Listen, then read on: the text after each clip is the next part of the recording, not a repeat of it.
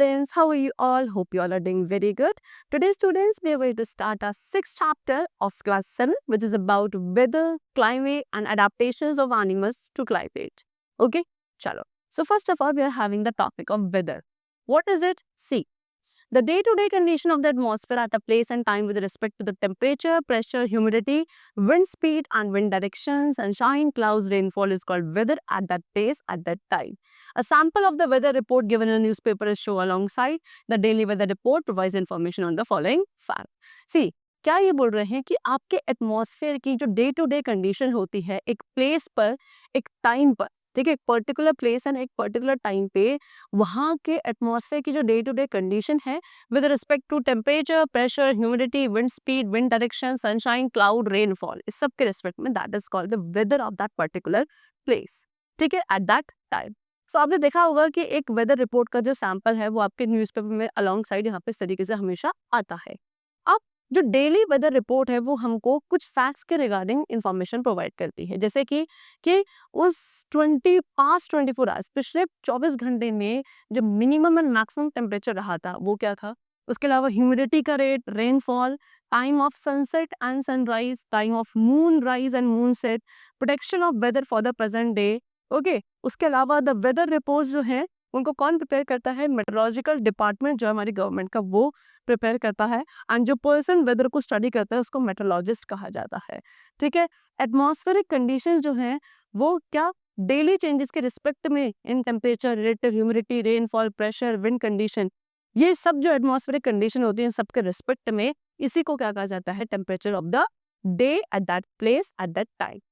अब temperature, wind speed, humidity, rainfall, ये सब क्या है? आपके वेदर के एलिमेंट्स होते हैं, एंड किसी भी जगह का जो वेदर है वो ऑलमोस्ट डेली ही चेंज होता है।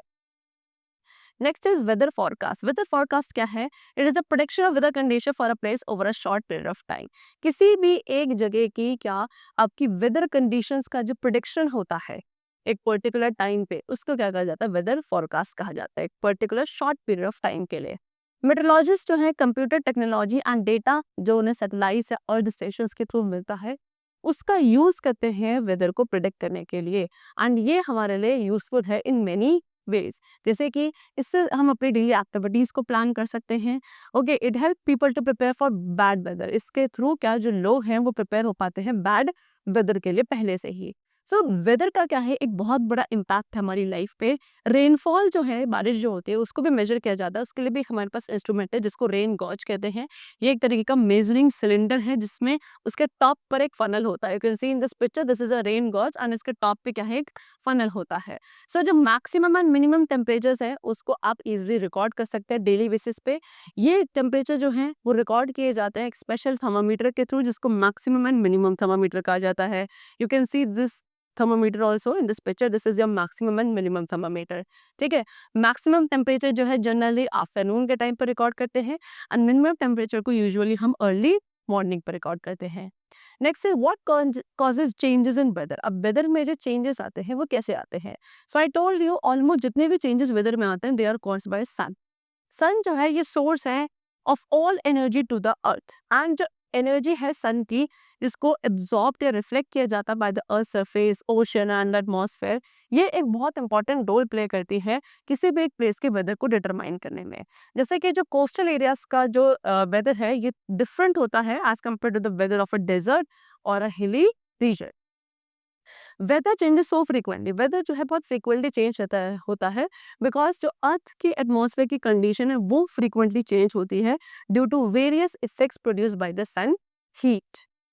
Now next topic is climate. अब there is a vast difference between the term weather and climate. अब वेदर एंड क्लाइमेट के बीच में जो क्या है एक बहुत बड़ा डिफरेंस है student, they both are not the same things, right. Weather जो है वो हमारे एटमॉस्फेरिक कंडीशंस के वेरिएशंस को डिस्क्राइब करता है जो डे टू डे आपके अगर होते हैं, जबकि एक पर्टिकुलर प्लेस का जो क्लाइमेट है वो वेदर के लॉन्ग टर्म पैटर्न को डिस्क्राइब करता है at any given place. Climate को जो हिंदी में है क्या कहा जाता है? जलवायु कहा जाता है, ठीक है। Climate refers to the average weather pattern. एक एवरेज वेदर पैटर्न जो है जो कि एक लॉन्ग पीरियड में चलता है टेक अबाउट 25 ईयर्स का, उसको आप क्या कहते हैं? क्लाइमेट कहते हैं फॉर अ पर्टिकुलर प्लेस। तो इस तरीके से हम कह सकते हैं केरला क्या एक ह्यूमिड है, जबकि बेंगलुरु का क्लाइमेट माइल्ड होता है, Chennai is hot, Kashmir is snowy and so on. So the long term average temperature for a given month is found as follow, जैसे कि आपका जो एवरेज है पहले टेम्परेचर का ऑफ द मंथ, सभी मंथ का जो टेम्परेचर का एवरेज है उसको रिकॉर्ड किया जाता है। फिर जो एवरेज है इन सभी एवरेज टेम्परेचर का ओवर मेनी ईयर्स उसको कैलकुलेट करेंगे एंड ये हमें क्या प्रोवाइड करता है, मीन टेम्परेचर। वैल्यूज जो है वो सारी आपके अप्रोक्सीमेट होते हैं एंड ये जो आपको यहाँ पे चार्ट गिवन है, इस चार्ट से आपको क्या इन्फर किया जाता है। So it is seen that there is a large difference in the climate of Srinagar and Chennai. तो इससे क्या समझ में आता है कि श्रीनगर एंड जो चेन्नई का जो टेम्परेचर है, ओके, वहाँ में क्या है, काफ़ी वहाँ के क्लाइमेटिक कंडीशंस में काफ़ी डिफरेंस है। श्रीनगर क्या है, कोल्ड एंड वेदर रहता है ड्यूरिंग विंटर्स में and during summers it is moderately hot and wet, लेकिन चेन्नई जो है वो आपका हमेशा हॉट एंड ह्यूमिड रहता है। सो रीजन टू रीजन जो है हमारी क्लाइमेटिक कंडीशन वेरी करती है। अगर हम राजस्थान के क्लाइमेटिक डेटा को देखें तो आप क्या देखेंगे कि ये हॉट एंड ड्राई रहता है, जो कि एक टिपिकल डेजर्ट क्लाइमेट है एंड इस रीजन में जो रेनफॉल है वो बहुत ही कम होती है। लेकिन नॉर्थ ईस्टर्न पार्ट जो हमारा है कंट्री का, वहाँ का क्लाइमेट काफ़ी बेट रहता है बिकॉज इसमें पूरे साल में मेजॉरिटी ऑफ टाइम पे क्या रहता है, वहाँ पे बारिश रहती है। Now next is climate and adaptation. अब क्लाइमेट का जो है एक बहुत बड़ा इफेक्ट होता है सभी लिविंग ऑर्गेनिज्म पे भी। एक लिविंग ऑर्गेनिज्म क्या एक पर्टिकुलर हैबिटेट में सर्वाइव कर पाता है इफ ओनली अगर उसकी जो बॉडी है वो उस हैबिटेट के लिए सूटेड होती है। So climate varies from place to place, climate आपका प्लेस टू प्लेस वेरी करता है। स्पेसिफिक बॉडी फीचर्स जो किसी एनिमल के पास होते हैं जिसके थ्रू वो एनिमल या प्लांट एक पर्टिकुलर हैबिटेट में सर्वाइव कर सकता है, उसको बोला जाता है अडेप्टेशन। अडेप्टेशन को हम अनुकूलन कहते हैं कब, हिंदी में। Okay, so adaptations are able to survive, adaptations के थ्रू कोई भी ऑर्गेनिज्म अपने एक पर्टिकुलर हैबिटेट में इजीली सर्वाइव कर सकता है। ठीक है, now let us study the different effect of climate on animals living in the polar region and the tropical rain forest in more detail. सबसे पहले बात करेंगे पोलर रीजन्स की। सो जैसे कि हमें पता है पोलर रीजन्स हमारे दो पोल्स पे होते हैं, यानी कि एक नॉर्थ पोल पे और एक साउथ पोल पे, राइट। जो रीजन्स आपके हमेशा, ये जो दोनों रीजन्स है आपके पोलर वाले, that is north pole and south pole, ये हमेशा क्या आपके स्नो से कवर्ड रहते हैं। थ्रू आउट द ईयर यहाँ का जो क्लाइमेट है कोल्ड रहता है, in fact very cold. Okay, so during winters में टेम्परेचर यहाँ पे -30 डिग्री 37 डिग्री सेल्सियस तक लो चला जाता है। Canada, Greenland, Iceland, Norway, Sweden, Finland, Alaska, in USA, Siberian region of Russia, ये कुछ वेल नोन कंट्रीज हैं जो कि आपके पोलर रीजन्स में इंक्लूड करी जाती है। ठीक है, सो अब इस रीजन में जो एनिमल्स रहते हैं इनकी बॉडी जो है खुद को अडाप्ट कर चुकी है एक्सट्रीम कोल्ड कंडीशन पे। एनिमल्स जो हैं यहाँ के, इनके ऊपर क्या लेयर होती है एक फैट की, जो इनकी डिपॉजिट रहती है। फैट डिपॉजिट की एक लेयर है अंडर स्किन जो इनको ऐसी हार्श कोल्ड कंडीशंस में वार्म रखती है। ठीक है, let us study adaptation of animals in polar region by considering the example of polar bear and penguin. अब हम यहाँ पे दो टाइप के एनिमल्स हैं, like polar bear and penguins, जो कि आपके पोलर रीजन्स में होते हैं। इन्हीं के एग्जांपल लेके हम अडेप्टेशंस को समझेंगे जो कि पोलर रीजन के एनिमल्स के पास होती है। First of all we are going to talk about polar bear. Polar bear, you can see this is the polar bear which is a large bear. Okay, white bear जो कि आपके north polar regions में रहता है अर्थ के। Polar bear आपका mainly fish and seal पे feed करता है। Polar bear extremely cold climate जो है पोलर रीजन्स का उसमें इजीली सर्वाइव कर सकता है कुछ इन अडेप्टेशंस की वजह से। See number 1, first of all it has two thick layer of white fur. इसके ऊपर पोलर बियर के ऊपर क्या दो थिक लेयर होती है वाइट फर की जो इन्हें वार्म रखती है एंड इसीलिए इसको आप इजीली स्नोई बैकग्राउंड में नहीं देख पाते हैं as a result of the white fur. And क्योंकि इनका जो फर है वो वाइट होता है सो इसके प्रेडेटर्स एंड प्रे भी इनको क्या इजीली देख नहीं सकते। उसके अलावा क्या इनकी स्किन के अंदर एक थिक लेयर ऑफ फैट होती है जिसको ब्लबर कहते हैं। ओके, एंड ये जो लेयर है ये इनको वार्म रखती है, इनकी बॉडी को इंसुलेट करके from the cold. Next polar bear के पास लॉन्ग हेयर होते हैं इनके फीट के पैड्स के बीच में एंड इसकी वजह से they can easily walk on ice without feeling cold. Next polar bear के पास एक स्ट्रॉन्ग सेंस ऑफ स्मेल है जो इनको एट अ डिस्टेंस यानी एक दूरी पे भी इनको प्रे को सेंस करने में हेल्प करता है। नेक्स्ट पोलर बेयर के पास एक फ्लैट एंड ब्रॉड पॉज होते हैं जो इनको इजीली स्विम करने में हेल्प करते हैं and but also walk with eager snow and उसके साथ साथ ये इन्हीं पैड्स की वजह से क्या इजी स्नो पे वॉक भी कर सकते हैं। Next, it can close it's nostrils during swimming. Swimming के दौरान ये अपने नोस्ट्रल्स को क्या कर सकते हैं, क्लोज कर सकते हैं, और इस तरीके से ये काफी लॉन्ग पीरियड के लिए अंडर वाटर सर्वाइव कर लेते हैं। उसके अलावा पोलर बेयर्स के स्मॉल ईयर्स होते हैं which can help it retain as much heat as possible.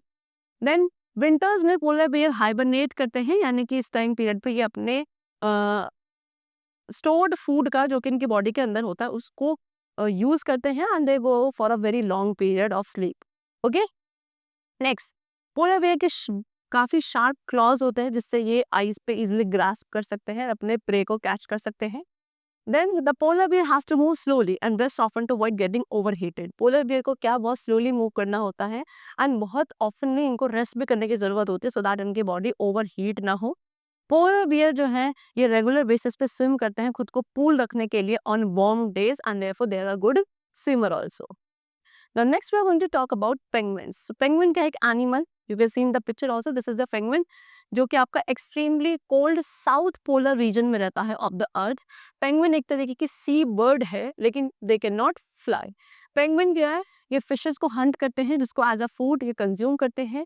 Penguin जो है अपने most of the time Antarctica के आइसी वाटर पे स्पेंड करते हैं, और उसके अलावा इनके पास क्या है, उस क्लाइमेटिक कंडीशन को अडाप्ट करने के लिए कुछ स्पेशल फीचर्स है, जैसे कि penguins huddle together in groups to save warm and fight enemies. ज्यादातर जो पेंगुइन्स होंगे वो ग्रुप्स में ही हडल करते हैं सो दैट ये अपनी बॉडी को वार्म भी रख सके एंड एनिमीज के अगेंस्ट फाइट भी कर सके।